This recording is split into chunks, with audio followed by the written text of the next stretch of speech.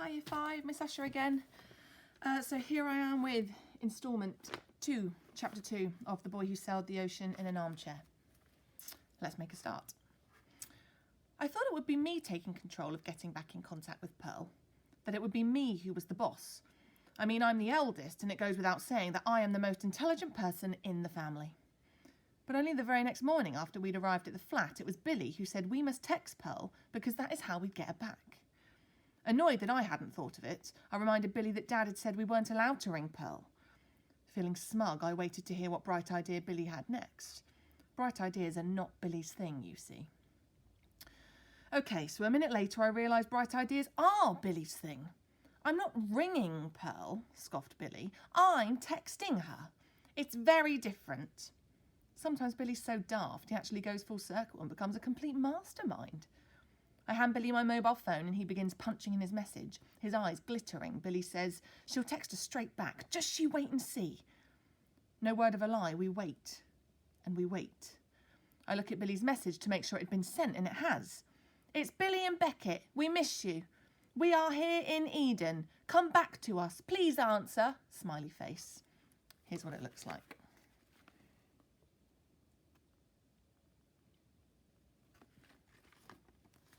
We wait a bit longer for a text back. I grow tired of waiting and start picking the fluff from my belly button. It's something to do, and it's a lot better than staring at our new bedroom. Last night, Dad said he hoped we wouldn't mind sharing. He said it would be cosy. He smiled. I didn't. Dad brought Mum's armchair up from the van and put it in the corner of our new room. He said it belonged with me. When he'd gone to get the rest of our stuff from the van, I sat in the armchair for ages and closed my eyes, wishing I was back at home. Then I wish Mum could come back to me, even if it was only for a minute. Truth is, closing your eyes and wishing does nothing, because when I opened them again, I was still in a strange bedroom that smelled of mushrooms and Mum was still gone. When we've waited 15 minutes and I have enough fluff to make a home for a baby dormouse, Billy insists on sending another text. Well, I don't see what harm it could do, because maybe Pearl hasn't seen the first one. It's still quite early in the morning, and Pearl doesn't usually get up much before 9. And I think about Abitha Nana, who always says, the more the merrier, particularly when she's talking about Sherry. So I think the more texts we send, the more Pearl is likely to reply and the merrier we'll be. So I let Billy send a second one. Smiley face. No answer. Billy sends a third one. Angry face. No answer. Billy sends a fourth text. Devil face. No answer. Billy sends a fifth text. Poo emoji. At this point I have to stop Billy, because once you've done the poop emoji, there's nowhere else to go. Here are all of the emojis they sent.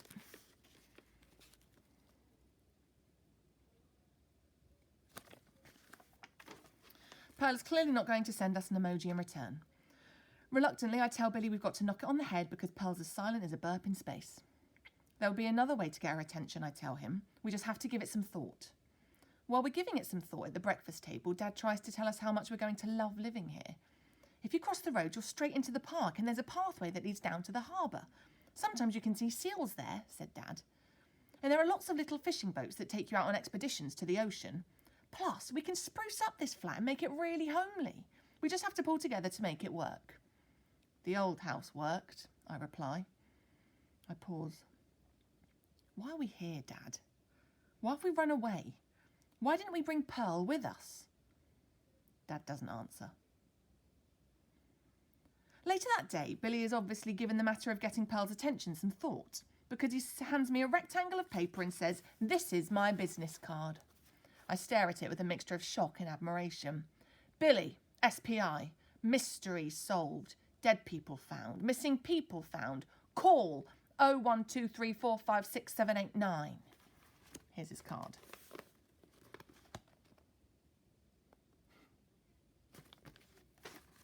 It's interesting.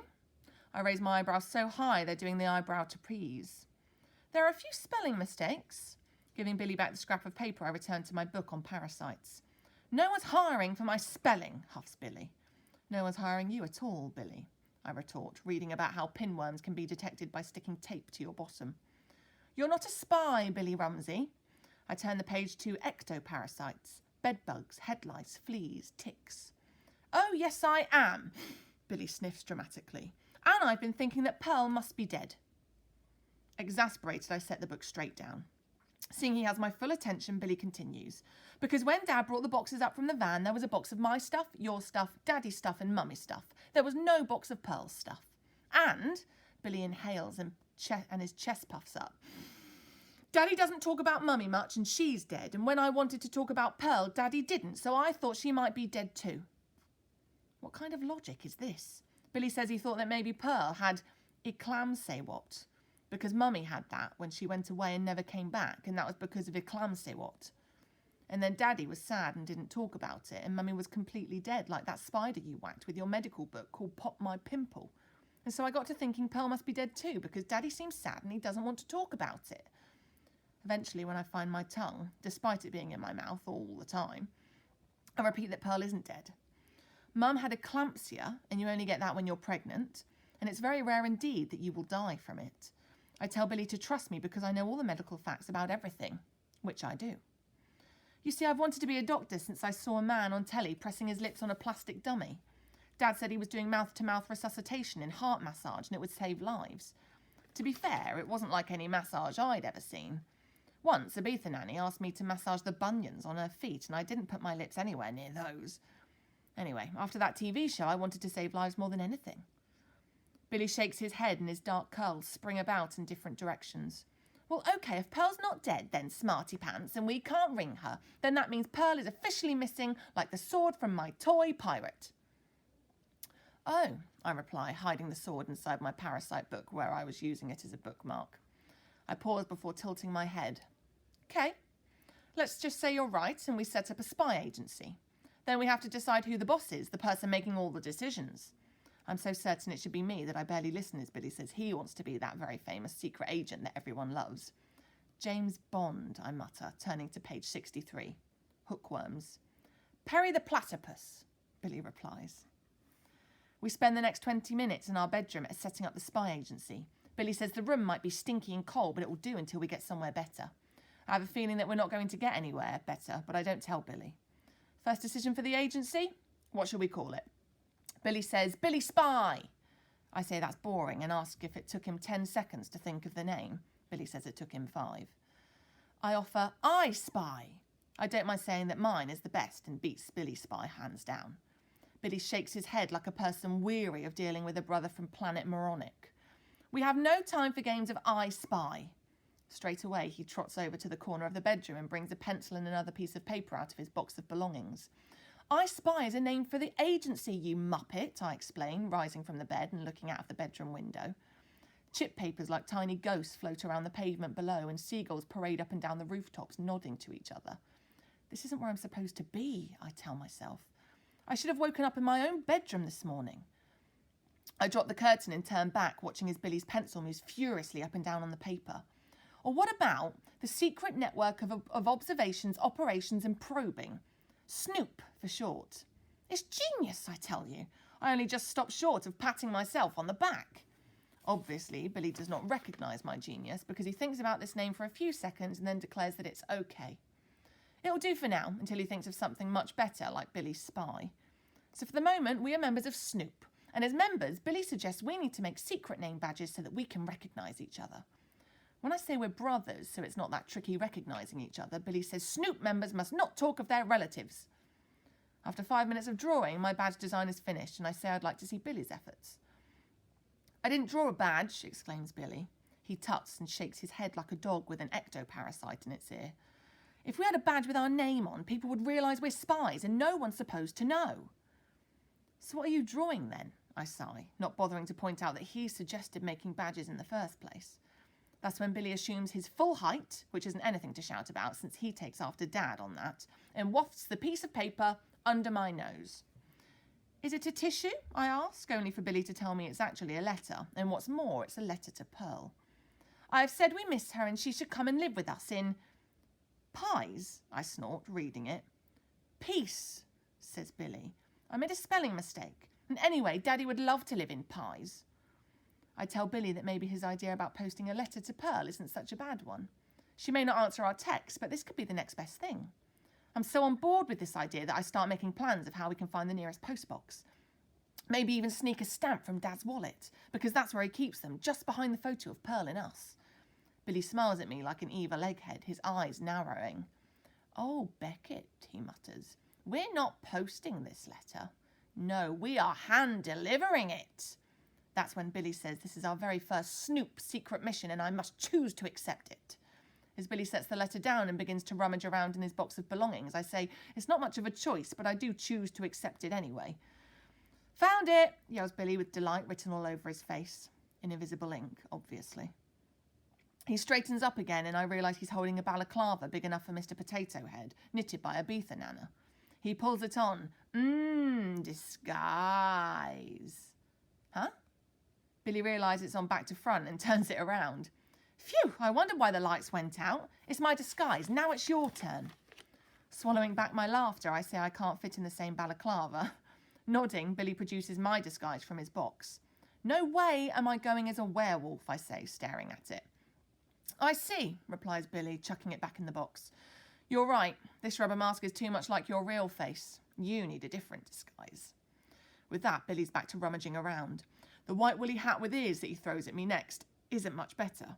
Who wants to go from a wolf to a sheep? When I think about protesting it for a second time, Billy says I mustn't talk because he's coming up with Snoop's plan of action, because smart spies must be organised and make very detailed plans. After a few minutes of writing it down on paper, Billy shows me his very detailed plan. The plan, flat in Eden, we are here. We go from here to there, Pearl and Honeydown Hills, she is there.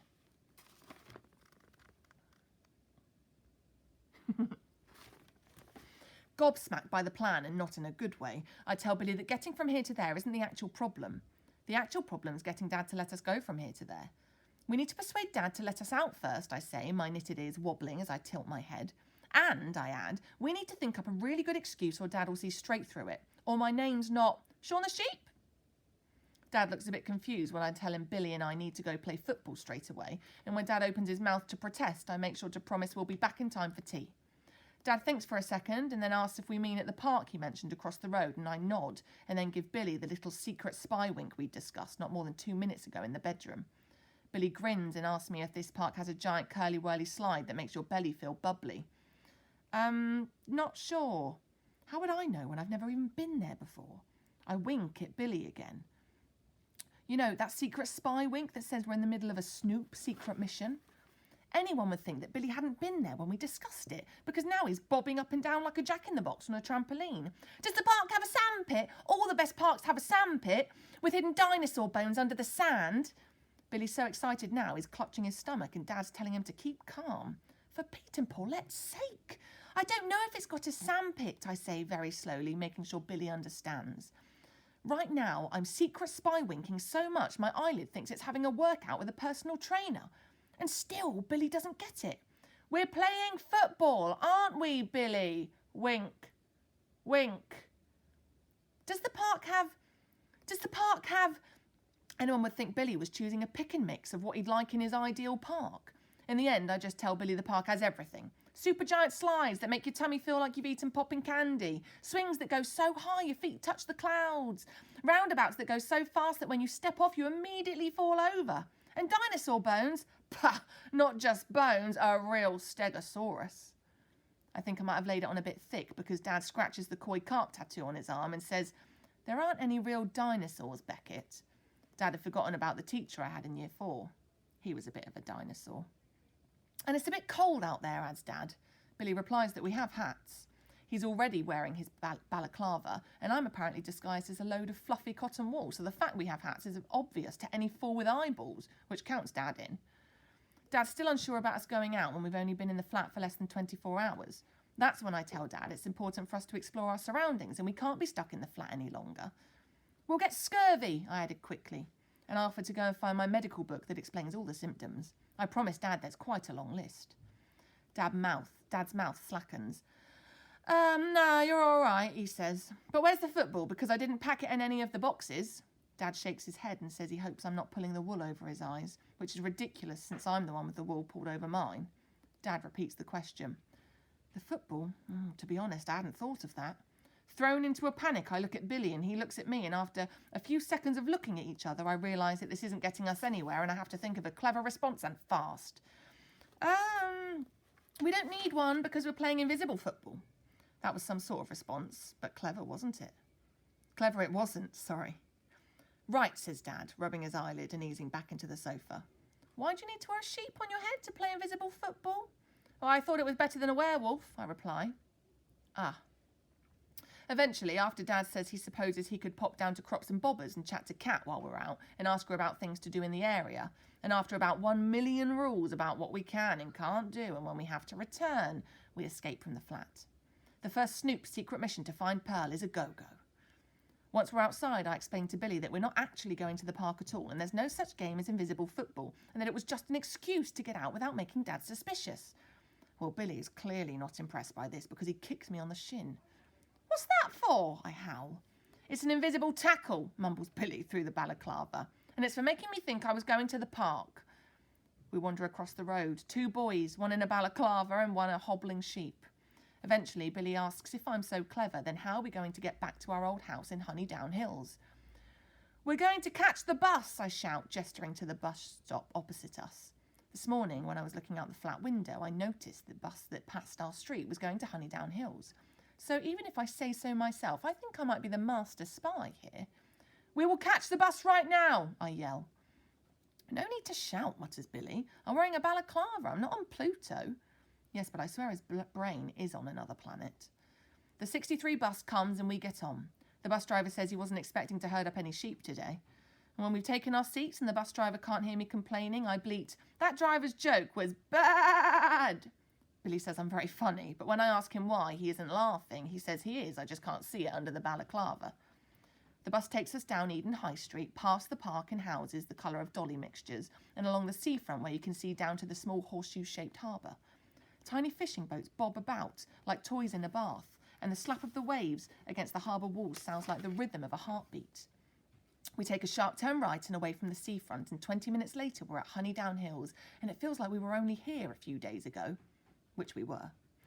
My stomach's doing more somersaults than a gymnast, which is stupid because this is our home and Pearl's our almost mum. Standing in front of the door, I think about what I'm going to say to Pearl when I see her. Maybe I'll just reach out for a hug instead because she's good at giving hugs. I'm sweating like a sheep in a woolly jumper when I eventually take my front door key from my coat pocket. The door opens easily and we both tiptoe into the hallway like 2 pantomime villains. We stop and listen for voices, but it's quieter than a kebab van outside a vegetarian conference. I can't hear Pearl, whispers Billy. Me either, I whisper back, running my finger along the blue swallows on the hallway wallpaper. Mum chose that wallpaper. I remember because recently Pearl said she wanted to change it and Dad said Mum picked it and Pearl got in a right half because she didn't pick it and she was the person living with it. Then she smiled at Dad and said she didn't mind after all and Dad felt guilty about it and said Pearl was right. Dad then said she could change it and Pearl smiled again because that was what she wanted in the first place. Oh, Mum, I whisper, my fingers tracing one of the little swallows. What? Billy hisses, lifting up his balaclava. Did you just say bum? I shake my head and say, let's hurry up. We can't stay here long because we promised Dad we'd be back for tea. We go into the living room first and immediately Billy says Pearl is gone for good. Following his gaze, I see the ghost of a frame mark on the wall. Pearl's self-portrait that hung above the mantelpiece has disappeared. Pearl painted it one rainy Sunday evening. You're right, I reply, staring up at the empty wall. Pearl wouldn't have taken that down. She loved that portrait. And maybe Pearl's moved it upstairs. Pearl's self-portrait isn't upstairs. Neither is Pearl or any of her stuff. A blade of terror jabs me in the guts, and then I realise it's not a blade, but Billy's sharp elbow, and he's whinging and telling me that this is a real Snoop mystery, but he has an idea where Pearl might have gone. She's run away to train animals. What animals? Unicorns, mumbles Billy. I stare into the slit of the balaclava in case an amoeba with 1 brain cell has replaced my brother. Nope, still Billy. Since when have you ever seen a unicorn around here? I ask Billy, my hands on my hips. Billy tells me he's never seen one, but he knows they're all around us because he's seen the evidence. What evidence? They poop rainbows on the roads, offered Billy. I think about explaining that's just fuel spills from cars, but seriously, sometimes there is just no point in using all your energy trying to find sense when there is none. Instead, I tell Billy that this is all pointless and we're going to have to think of something else. Pearl isn't here. Put the letter on the table downstairs, I say. If Pearl comes back, she'll find it and read it and contact us. It's all I can suggest, unless Billy has any more of his bright ideas. Billy thinks about it for a moment. I have a bright idea. How about if I leave the note on Pearl's bed, and then if she comes back, she'll find it, read it, and contact us? OK, that'll do. Put it there instead, I reply, watching as Billy trots into Dad and Pearl's bedroom with the note clenched between his teeth, which I imagine is quite tricky when you're wearing a thick balaclava. As I wait on the landing for Billy to return, I see the pencil marks on the side of the airing cupboard door. They're Mum's pencil marks. Abitha Nana said she used to put them on the door to see how tall I'd grown. Of course, they stopped when Mum died. Just another one of the things that changed. Abitha Nana took over with the pencil for a bit. After she left, Pearl said she wasn't going to do that because it didn't take a pencil to tell her I was growing when it was costing them a fortune in new clothes and shoes. To hear her, you'd think I was King Kong's bigger brother. My fingers reach out and touch the pencil marks that Mum made. I think of her again. Sadness puddles in my belly because the last time Mum used the pencil on this wall, I bet I thought she'd live with me forever. I was wrong. There's a loud mumbling from Dad and Pearl's bedroom, which translates in balaclavese to, "I've left the note on the bed." "OK, then, we better go now," I yell back, touching the pencil marks once more. I think about how Mum used to be here in this house with us, and how she'd curl up beside me in the armchair and tell me stories, and I'd feel loved and safe and like I was strong enough to take on the world. Abitha Nana said Mum was the best storyteller in the universe and how she always made sure her stories had a happy ever after. Thing is, Mum's own story didn't have a happy ever after, and I feel a prickling in my eyes as I shout, "Hurry up, Billy! We can't play invisible football much longer. And if Dad comes looking for us, we'll be in trouble." Billy mumbles something else, but this time he's interrupted by a noise downstairs. A key turns in the lock. My heart's in my mouth, although technically I know from all my medical manuals that this is not possible. I yell to Billy to get out of here, and he comes skidding out of the bedroom. Through the slit in the balaclava, I can see his eyes shimmering like two glitter balls at a disco. "It's Pearl," mumbles Billy. "It's going to be okay. It's Pearl." Billy's voice trails off into a woolly wilderness as the person in the hallway begins speaking. It isn't Pearl. OK, that's chapter 2. So I will see you next time for chapter 3. Thanks, guys. Bye.